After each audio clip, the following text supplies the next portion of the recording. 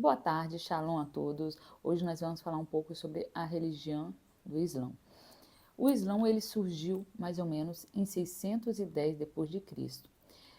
Essa religião surgiu após Maomé, receber uma mensagem emitida pelo anjo Gabriel, uma mensagem do Eterno, de Alá, né? Como eles costumam chamar, mas é o mesmo Eterno, o mesmo Deus. Nessa mensagem continha o seguinte, que o Eterno só existia um Deus, que era Alá, e só ele deveria ser adorado. E que ele tinha que espalhar essa mensagem por toda a terra. A princípio foi muito difícil as pessoas aceitar essa mensagem. Maomé, ele era órfão, né? Seu pai e sua mãe morreram muito cedo e ele foi criado por um tio. Logo, ele precisou trabalhar muito cedo. Ele começou a trabalhar e foi pastor e comerciante. Ele viajava muito nas caravanas para fazer o comércio, né? Que ele fazia, ele era mercador. E em um desses comércios, ele conheceu uma viúva que se agraciou muito dele, que se agradou muito dele, e ele se casou com ela. Essa viúva era uma mulher muito rica, por esse motivo ele não precisaria mais trabalhar tanto.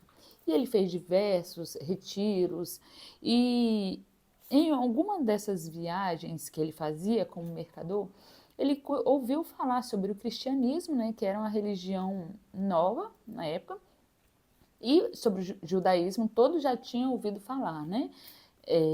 Porque era a religião mais antiga do mundo.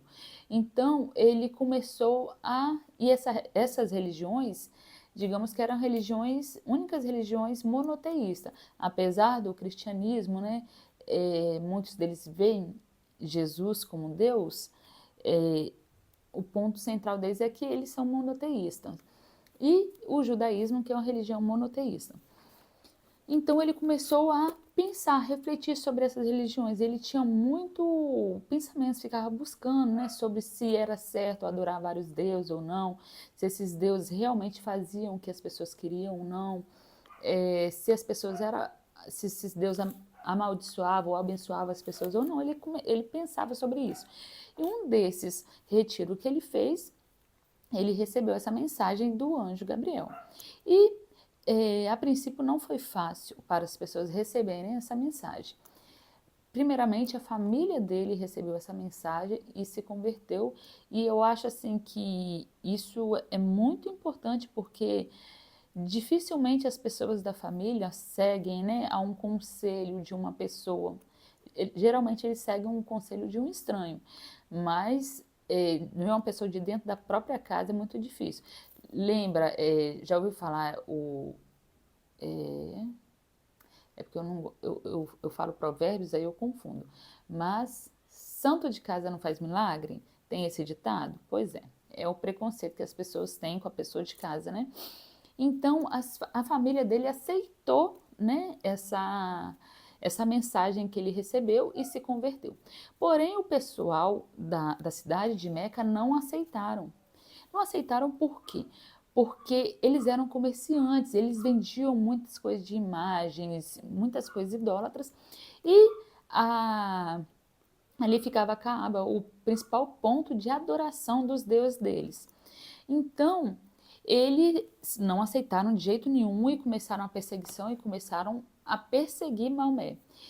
O nome dessa e ele foi para Medina.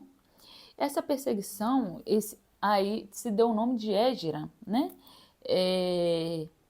A partir dali, Maomé passou a ser um líder religioso em Medina. E ali foram passando, né, as informações sobre a crença e as pessoas foram aceitando a adoração a um só Deus, a Alá, e as pessoas foram se convertendo ao islamismo. As pessoas que se convertem ao islamismo são chamadas de muçulmanos. Nem todo árabe é muçulmano. Existe árabe judeu, existe árabe cristão, existe árabe ateu, existe árabe hinduísta. Então existe árabe. Árabe é uma etnia. É como se fosse a questão de sermos brasileiros, entendeu?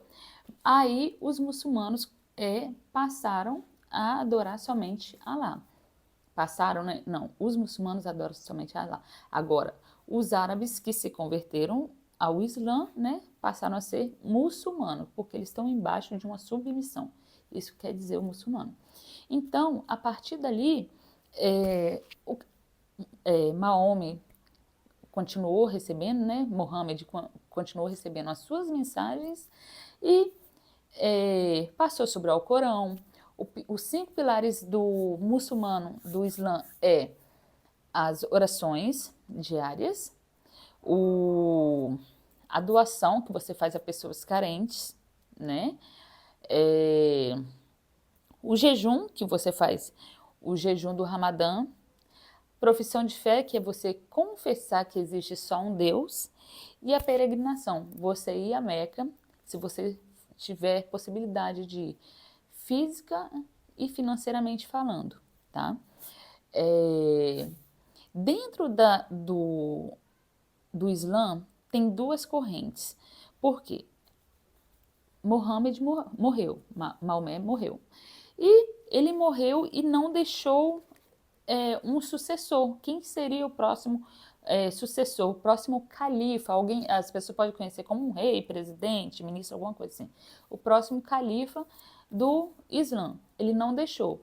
Então as pessoas fizeram votações e tal. Teve alguns que defendia que a sucessão tinha que vir através de uma pessoa da família, um filho, e outros que defendia que tinha que vir através da família eram chamados os xiitas.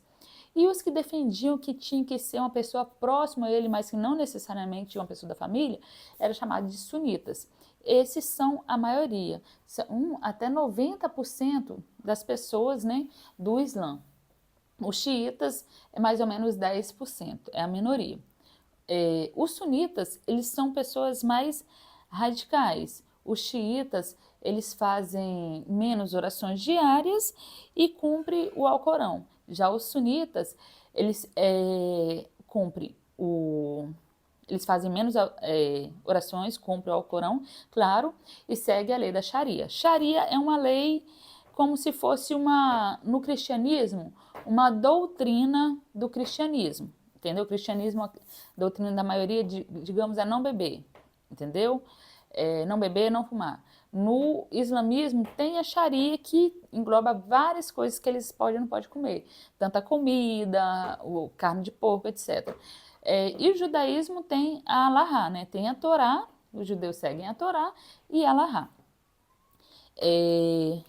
Falei dessas 2 religiões para ter um pouquinho, né, de diferença, para ver um pouquinho de diferença entre essas religiões. E já os sunitas, eles seguem o Alcorão, seguem a Sharia e seguem a Suna, por isso que é o nome de sunita. Então a gente teve diversos conflitos, né? Tiveram diversos conflitos entre os xiitas e os sunitas por causa do califado, né? Então, assim, sempre teve essas brigas. Por exemplo, o Irã, se eu não me engano, o Irã e o Afeganistão, eles são completamente xiitas. Agora, o Líbano, a Síria são sunitas. Certo? Então, essas são a diferença, né? Eu fiz algumas anotações, deixa eu ver se eu esqueci alguma coisa. Eu não passei aqui sobre detalhes, quem que ficou, quem que foi seguido, quem que não foi seguido, entendeu? Porque, assim, foi um apanhado só para a gente ter uma noção do geral, tá? Como eu falei, né, os sunitas são a maioria, 90%, enquanto os xiitas, os xiitas que acreditam que tem que seguir de pai para filho ou de um parente bem próximo, os xiitas são a minoria. E isso levaram a várias guerras até os dias atuais no Oriente Médio, tá? Não estou aqui falando sobre se é uma religião certa, se é uma religião errada, ou se eles são como são, porque são. Eu acho que toda religião é válida e pessoas são pessoas. Tem pessoas que nascem com inclinação ruim, independente da religião que ela é. E tem pessoas que nascem com uma inclinação muito boa, independente da religião que ela é. Então aqui eu não estou falando para A nem B, é questão da gente ter mais noção sobre esses grupos, porque a gente tem diversos conflitos e às vezes a gente fica assim perdido sobre onde começou. Agora, onde começou? Começou com Abraão, teve um filho chamado Isaac, um filho chamado Ismael, e teve um filho chamado Isaac, certo? Ismael é o pai do povo árabe e Isaac é o pai do povo hebreu, tá? Então ali começa a briga. Aí depois, Jacob tem um filho chamado Isaac tem um filho chamado Jacó e outro filho chamado Esaú. Aí também já é aquele. E tudo ficou ali naquela área, entendeu? Se você pega o mapa de antigamente, você vai ver escrito Edom e Esaú, Esav. Então você vê que é tudo uma briga de família, mas que movem o mundo inteiro. Obrigado para vocês que ficaram até aqui. Quem puder, curta, compartilha, ative o sininho, se inscreva no canal.